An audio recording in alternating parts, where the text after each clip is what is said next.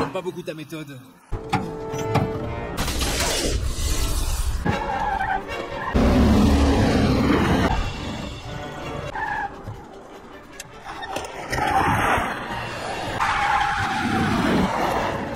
Jamais content, hein.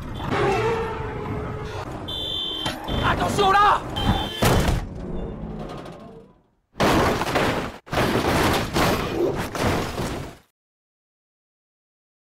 Cerita dimulai dengan memperlihatkan seorang konglomerat kaya raya bernama Mr. Wins yang lagi santai di kapal pribadinya.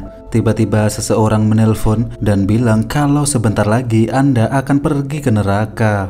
Mr. Wins yang sudah uzur pun tetap tenang menanggapi itu dan kembali menikmati malam indah di pelabuhan Hong Kong. Ia lalu menyuruh awak kapal untuk istirahat saja, namun tak lama terdengar suara gelembung dari bawah air yang setelah dicek.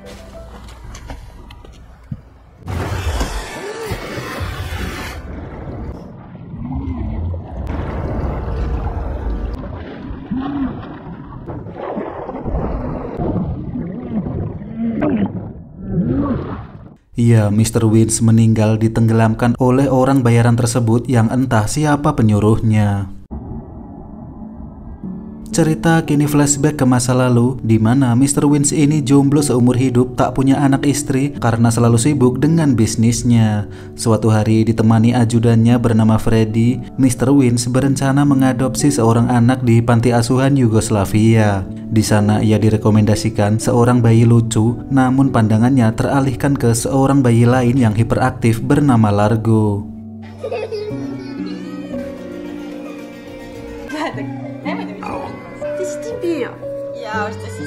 Setelahnya ia pun pergi ke Kroasia untuk menitipkan Largo ke seorang penduduk bernama Hannah dan suaminya bernama Joshua. Mr. Wins meminta mereka merawat Largo dengan baik dan juga memberi mereka uang untuk membesarkannya. Cerita kembali ke masa kini di mana Largo yang tentu sudah dewasa pergi berkelana ke hutan Amazon. Dengan jiwa muda penuh adrenalin seperti Panji petualang, ia pun mampir ke rumah tukang tato tradisional bernama Pak Eko.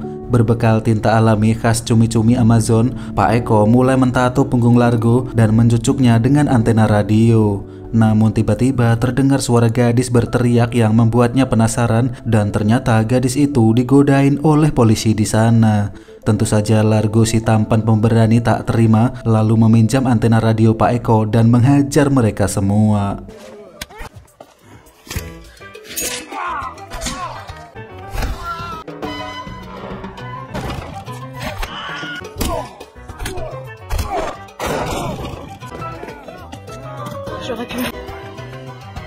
Vous les connaissez ces types? C'est une milice privée.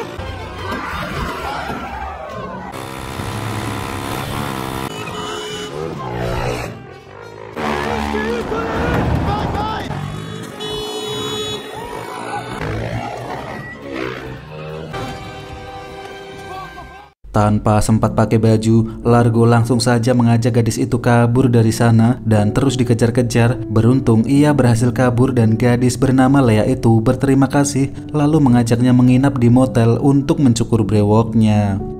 Di sana Lea bercerita kalau dia adalah penggiat lingkungan dan polisi tadi adalah polisi korup yang dibayar perusahaan untuk merekrut penduduk-penduduk miskin kerja di perkebunan dengan gaji minim. Lea lalu bertanya ngapain Largo datang ke tempat terpencil ini dan Largo bilang dia memang suka berpetualang daripada harus duduk di meja kantoran.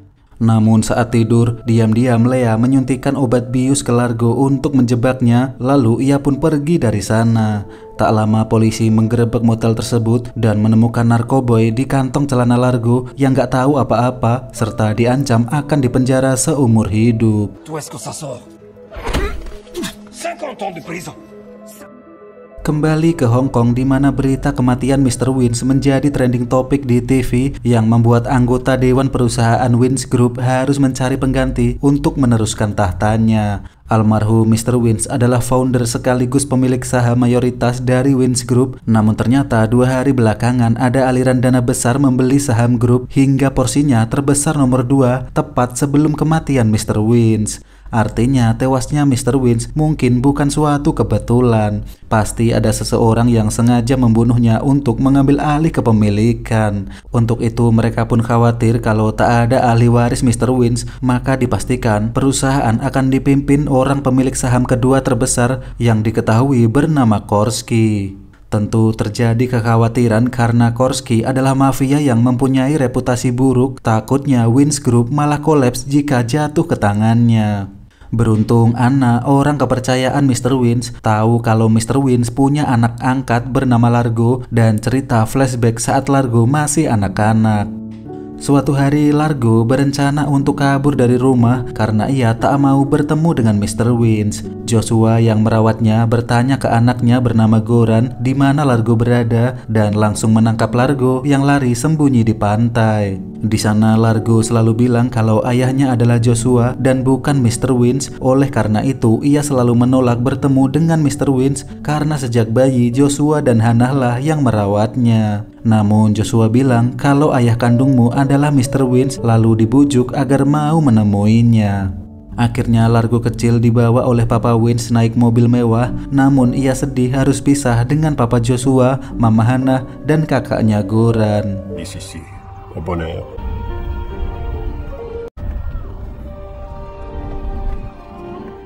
Papa Wins bilang sudah waktunya Largo mempersiapkan diri untuk dibekali ilmu bisnis karena suatu hari ia akan menjadi pewarisnya dan diberi pendidikan di sekolah khusus di negara Swiss. Cerita kembali ke Brasil di mana Largo kini dipenjara akibat membawa narkoboy. Saat akan dipindahkan, ia dipukuli oleh polisi dan dengan pura-pura lemas, Largo berhasil menghajar mereka lalu mengambil pistolnya.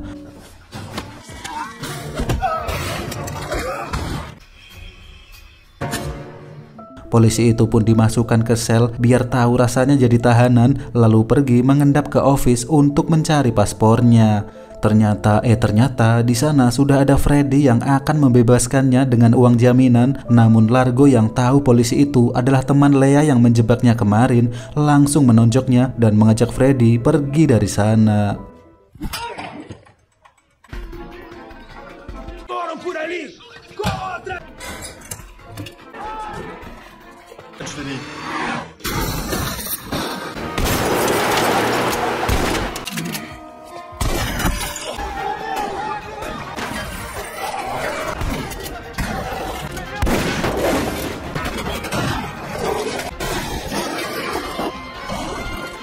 Mereka berhasil kabur, namun sayang remnya malah masuk angin padahal sudah diinjak-injak yang membuat Freddy panik dengan kelakuan Largo.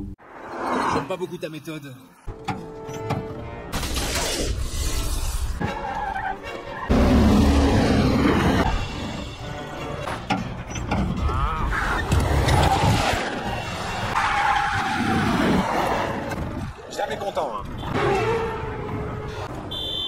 Attention là!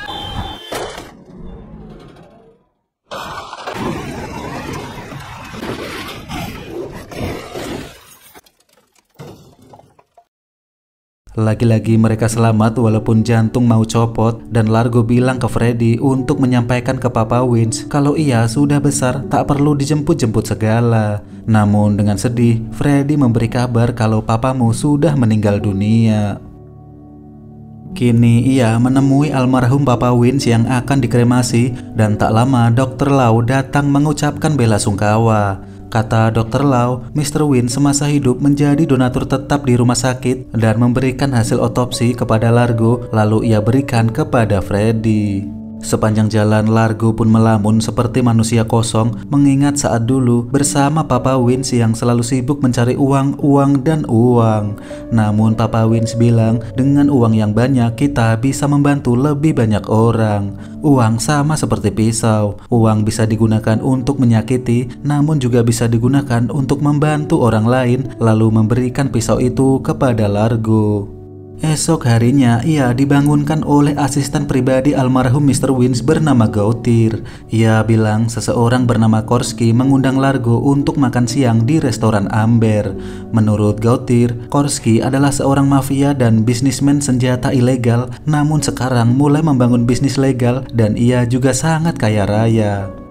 Kini Largo datang ke markas Wins Group untuk diperkenalkan ke seluruh jajaran dewan. Awalnya semua orang merasa skeptis tentang kemampuan Largo karena mengira Largo ini tolol, urakan, norak, tak mengenyam pendidikan. Bagaimana bisa ia akan memimpin perusahaan?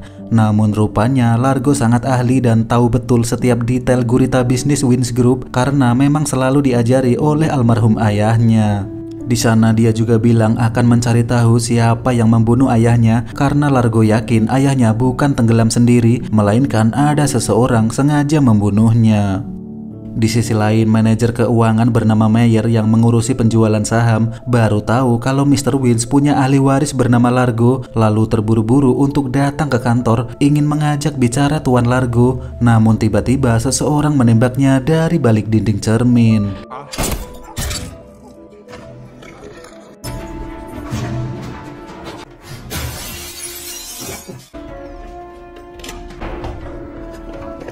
Largo pun mengejar orang misterius itu ke toilet, namun dikagetkan oleh kepala keamanannya sendiri bernama Derek, dan usaha mereka harus pupus karena orang itu berhasil melarikan diri.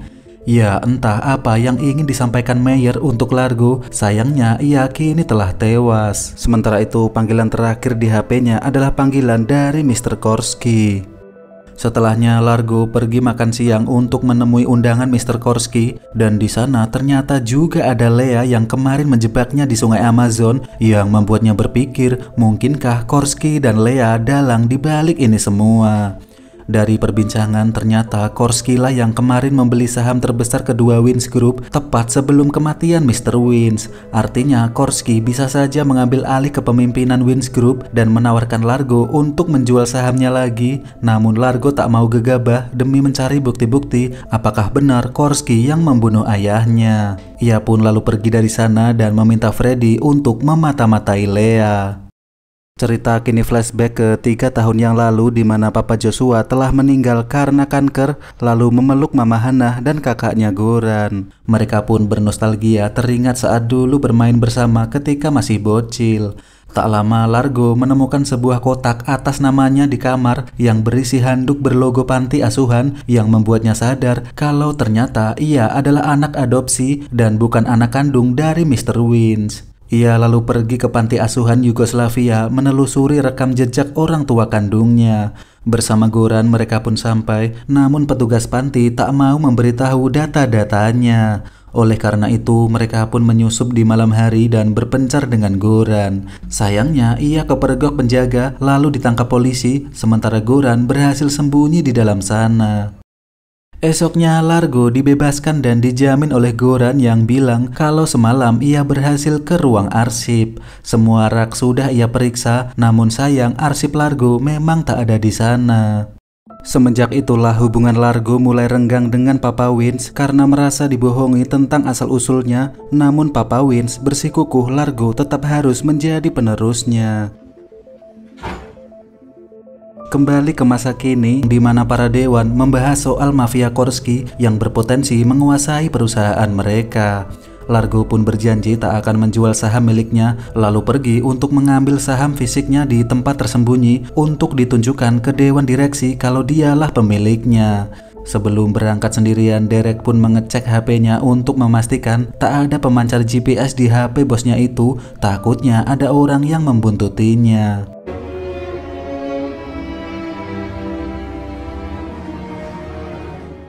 Setelah sampai di Kroasia, ia pun bertemu Mama Hannah dan tak lama Freddy memberi kabar kalau dari rekam jejak Lea, ia memang sering melakukan transaksi gelap demi uang.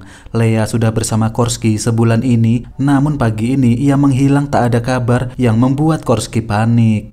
Tak hanya itu, Freddy juga mewanti-wanti Largo untuk berhati-hati karena mungkin banyak jebakan di mana-mana. Di rumah, Mama Hannah menyemangati Largo untuk tak perlu mencari masa lalunya. Ia harus menerima takdir sebagai pewaris Mr. Wins dan memandang jauh ke depan, memegang kekuasaan agar bisa lebih banyak membantu orang. Pagi harinya Hannah mendapat pesan dari Largo kalau ia pergi sebentar, namun seketika beberapa orang menyerang Hannah dan bertanya di mana Largo berada. Dengan alat pelacak GPS, radar menunjukkan Largo berada di rumah ini yang setelah dicek Largo tak ada di sana dan ternyata mereka memasang pemancar GPS di kartu kredit Largo yang kebetulan tidak dibawanya. Akhirnya mereka pun menemukan catatan Largo untuk Hana tadi yang isinya Largo pamit pergi sebentar ke Pulau Sarjevane.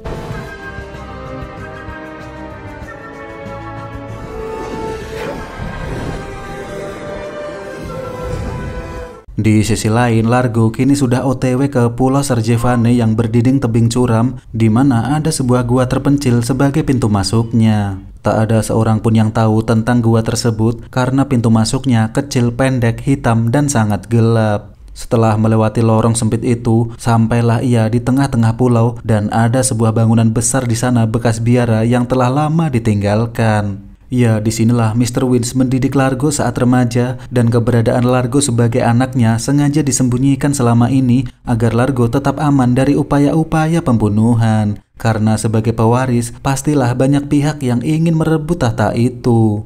Di sebuah brankas, di sanalah tempat Mr. Wins menyimpan saham fisiknya, di mana itu sangat rahasia dan hanya Largo dan ayahnya yang tahu brankas ini. Ia lalu memasukkan kata sandi dan saham fisik serta pisau peninggalan Mr. Wins masih ada di sana. Namun tiba-tiba seseorang telah datang menodongnya dengan senjata.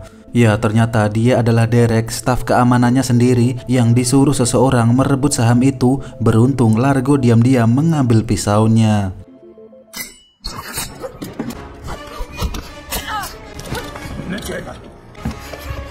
Kini posisi pun berbalik, lalu Largo bertanya siapa yang menyuruh mereka, namun mereka tak mau bicara. Karena kalah jumlah, Largo pun kabur melarikan diri sementara Derek menyuruh anak buahnya untuk membunuh Largo karena saham itu sudah ada di tangannya.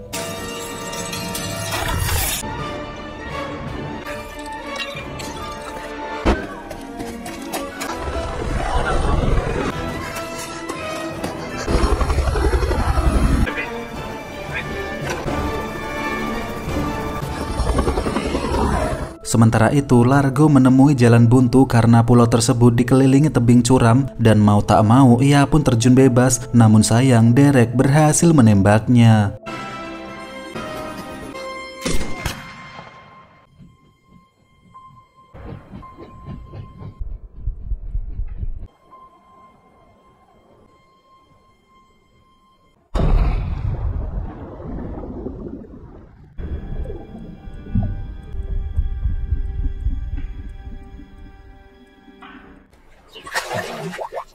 Beruntung Largo masih hidup walaupun sudah lemas, loyo, tak bertenaga dan bergegas pulang untuk mengecek kondisi Mama Hana. Terlihat suasana rumah gelap gulita sementara kompor masih menyala menyambar horden yang tersapu angin malam.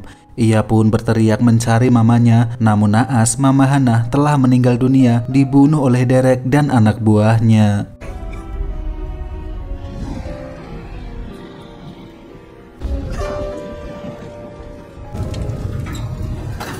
Largo pun menangis lalu menemukan sebuah liontin dari genggaman mamanya, namun rumah tua itu mulai runtuh sedangkan Largo kini pingsan di tengah jalan.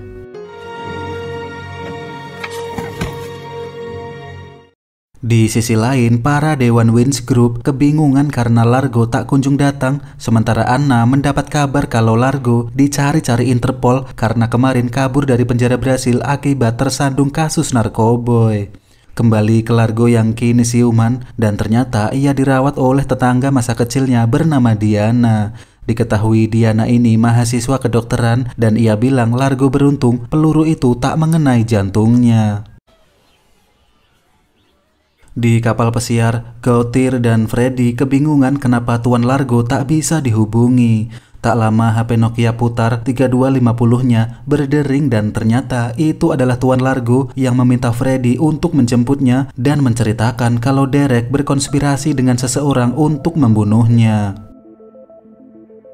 Malam harinya Freddy pun menemui Derek dan memberi info kalau Largo masih hidup, yang tentu Derek tak percaya karena ia tahu betul Largo sudah mati. Namun setelah Freddy bilang ia tahu Derek menembaknya dari helikopter, barulah Derek percaya omongannya dan bertanya apa yang Freddy inginkan. Di sana Freddy ingin bertemu dengan orang yang menyuruh Derek dan membuat kesepakatan jika ingin tahu di mana lokasi Largo sekarang. Dengan kata lain, Freddy ingin info lokasi Largo ditukar dengan uang dan jabatan. Akhirnya ia pun dibawa menemui bos dari Derek dan senjata pun ditahan, sementara HP Nokia jadulnya boleh dibawa masuk dengan alasan agar ia bisa menerima panggilan Largo. Freddy lalu masuk dan akhirnya kita tahu dalang dibalik ini semua adalah Anna, orang kepercayaan Mr. Wins itu sendiri. Freddy pun memberitahu Anna kalau ia punya info lokasi Largo dan meminta jabatan dan uang sebagai imbalannya. Merasa Freddy berada di pihaknya, Anna tentu tenang tanpa ia sadari perkataannya direkam dengan HP Nokia kamera putar milik Freddy. Dengan pertanyaan-pertanyaan jebakan dari Freddy, Anna pun bilang kalau ia terpaksa menyuruh Derek membunuh Mr. Wins karena ia tak ingin perusahaan ini jatuh ke tangan bocah ingusan seperti Largo. Freddy pun bertanya lagi, bukankah untuk menjadi pemimpin kau harus meyakinkan para dewan direksi? Dan Anna bilang ia punya kartu terakhir untuk memenangkan permainan. Di sisi lain, sebuah jet pribadi datang menemui Largo dan dia adalah Korsky yang mengira Largo mau menjual sahamnya. Largo lalu bilang kalau Korsky sudah dijebak oleh Anna melalui Meyer dengan menjual saham terbesar kedua kepadanya. Saat itu Anna lah yang menyuruh Meyer meyakinkan Korsky untuk membeli agar media memframing Korsky si mafia yang ingin menguasai. Dimana setelah Meyer sadar kalau Largo adalah pewaris, ia berusaha memberitahu Largo yang kemudian dibunuh oleh Derek, anak buah Anna. Artinya Korsky tak akan bisa menjadi pimpinan karena Anna sudah memegang saham terbesar Mr. Wins. Anna mencoba membunuhku dan juga memframingmu sebagai orang jahat agar dewan direksi lebih menyetujui Anna sebagai pemimpin. Tak hanya itu, Lea pacarmu kemarin juga mata-mata penyusup dari Anna untuk mencuri info data-data pribadimu dan setelah membuka laptop, ternyata saham Korsky baru saja diambil alih oleh Anna melalui pihak ketiga. Mendengar itu, Korsky tentu panik dan baru ngeh, pantesan kemarin Lea pacarnya itu menghilang secara tiba-tiba tanpa sepatah kata apapun.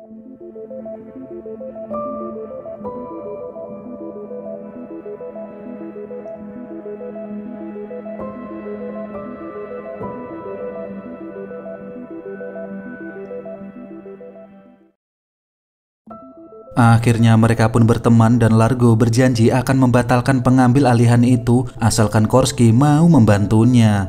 Korsky lalu mengantarnya ke Hong Kong dengan jet pribadi karena Largo masih berstatus buronan Interpol dan harus cepat-cepat sampai karena meeting peresmian pimpinan akan segera digelar. Malam harinya terlihat Derek memberikan bayaran dalam bentuk dolar untuk Lea karena telah berhasil memata-matai Korsky dan mencuri informasi darinya. Tak lama Largo menelpon Freddy dengan telepon milik Korsky dan Freddy memberitahu titik jemputnya kepada Derek yang juga didengar oleh Lea dari balik pintu. Namun saat akan berangkat untuk membunuh Largo, tiba-tiba Derek mendapatkan kabar dari ahli penyadapnya kalau alamat penjemputan yang dibilang Largo tidak sama dengan yang ditulis Freddy. Karena faktanya telepon milik Korsky yang dipakai Largo telah disadap oleh anak buah Derek dan Lea lah yang kemarin memasang penyadapnya. Mengetahui Freddy berbohong soal titik jemput, ia pun langsung dihajar namun belum dibunuh karena Freddy terlanjur diberi saham dan hanya dia yang tahu passwordnya. Tak mau buang-buang waktu karena ada Largo yang harus segera diurusi, Derek pun pergi, sementara Lea juga segera pergi dari sana.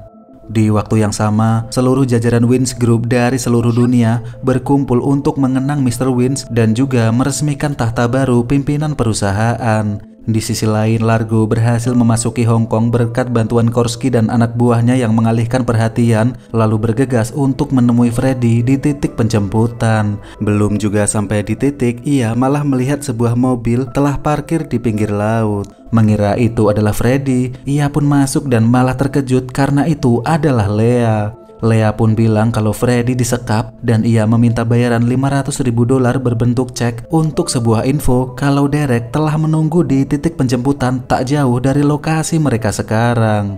Lea pun turun dan Largo cabut sendirian, sementara Derek akhirnya melihat mobil Largo ngebut yang membuatnya kecolongan dan langsung mengejarnya.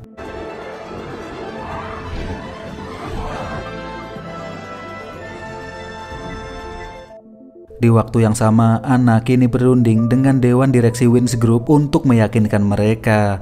Dia bilang hubungan Mr. Wins dengan anak angkatnya merenggang beberapa tahun terakhir dan memfitnah kalau Largo adalah kriminal narkoboy yang kini kabur jadi buronan. Ia menambahkan, ketika dulu Mr. Wins mendengar Largo terlibat obat-obatan, Mr. Wins memutuskan mengubah ahli warisnya sambil menunjukkan saham fisik tersebut dan berkas-berkas adopsi Mr. Wins. Selanjutnya, Anna pun berpidato untuk mengenang Mr. Wins bersama ribuan pimpinan cabang gurita bisnis dari Wins Group. Sebuah dokumenter pun diputar yang mengisahkan perjuangan Mr. Wins, seorang anak yatim yang tumbuh di sebuah desa di negara Bosnia-Herzegovina. Di waktu yang sama, Largo pun masih dikejar-kejar oleh Derek di tengah hiruk-pikuk sesaknya kota Hong Kong.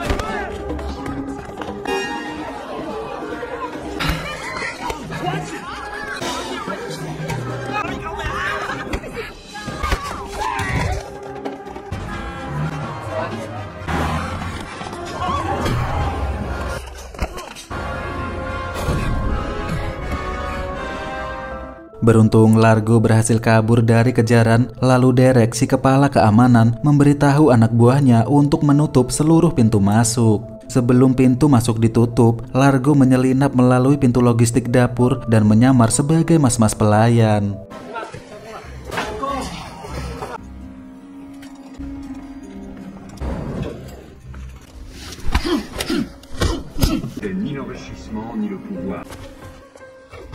Saat lagi sibuk-sibuknya mencari Freddy, tak sengaja ia malah terkejut melihat Goran yang berada di sini. Ternyata Goran ingin menguasai Wins Group karena merasa ia lebih layak dibandingkan Largo. Ia pun bilang, di malam saat mencari berkas panti asuhan dan Largo ketangkep polisi, Goran malah menemukan arsipnya sendiri yang mengungkap fakta kalau dirinya juga diadopsi oleh Mr. Wins. Ya Largo, kita semua diadopsi di waktu yang sama, aku dan juga kamu. Goran menambahkan fakta kalau Papa Joshua dan Mama Hannah ternyata tak bisa memiliki anak. Oleh karena itu Mr. Wins memberi mereka hadiah yaitu Goran, dan bagi Mr. Wins, Largo dianggap sebagai penerusnya. Cadeau d'un enfant viendrait te rechercher qui l'a adopté. Et toi? Namun kini Goran gelap mata dengan kekuasaan karena ia juga anak adopsi Mr. Wins sama seperti Largo dan berhak atas grup ini.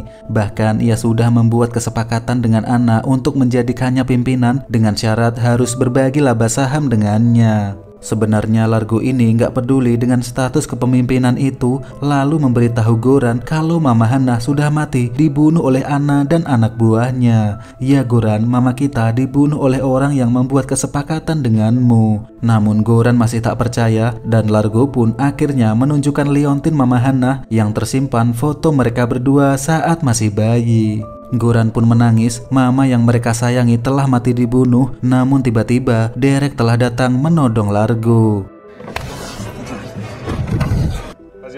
Melihat itu, Goran pura-pura menahan Derek, lalu diam-diam berbalik arah menyerang Derek demi menyelamatkan Largo, adiknya tersebut.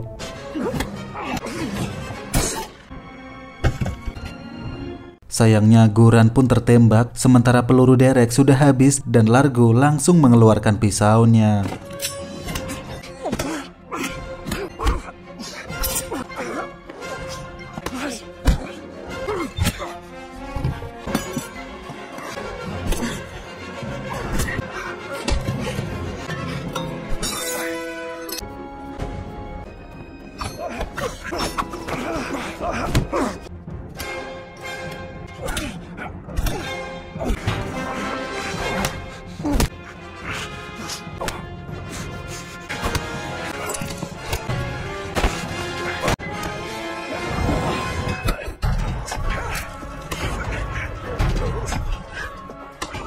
Ya, Largo yang dibuang Derek hampir saja terjatuh. Beruntung ia bisa meraih kerah baju. Derek yang kecekek langsung membuka kancing bajunya dan pisaunya pun terjatuh, ditangkap oleh Largo yang tanpa pikir panjang langsung ditikamkan ke lehernya.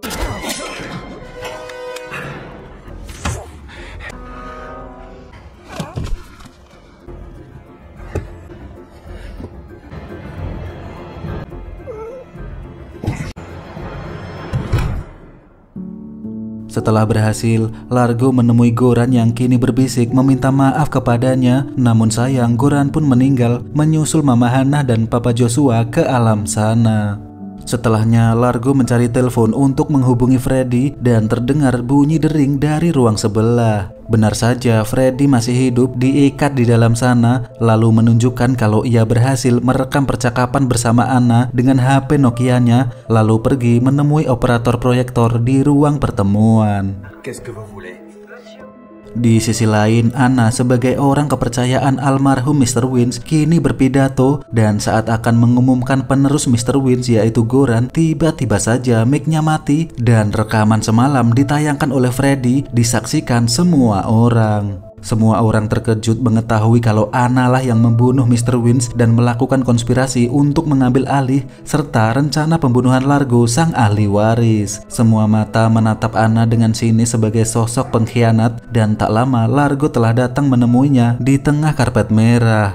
Akhirnya tanpa bisa berkutik lagi, saham itu kembali ke tangan Largo dan Anna kini ditangkap kepolisian Hong Kong. Tak lama anggota dewan bernama Mr. Kwan naik ke podium dan mengumumkan kalau pimpinan kita telah datang. Hadirin sekalian, sambutlah dengan hormat sang penerus Mr. Wins, dan dialah Mr. Largo Wins.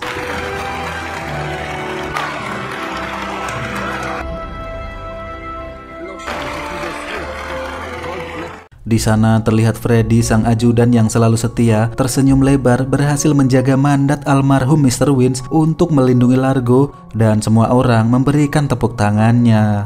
Di tempat lain, Lea melihat berita kalau Largo sudah resmi menjadi pimpinan, dan ternyata Korski, si mantan mafia, telah tobat lalu menjadi partner bisnis legal dengan Largo. Sementara itu, surat penangkapan Interpol sudah dicabut dan Anna dijatuhi hukuman seumur hidup. Lalu entah kenapa, ia menyobek cek uang yang kemarin ditanda tangani Largo, lalu meminta seorang pelayan untuk mengirimkannya ke Largo.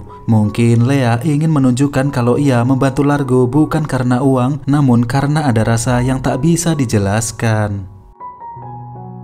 Waktu berlalu, terlihat anak kecil main tembak-tembakan dan bertemu Largo yang mengenang semua keluarganya di pinggir pantai.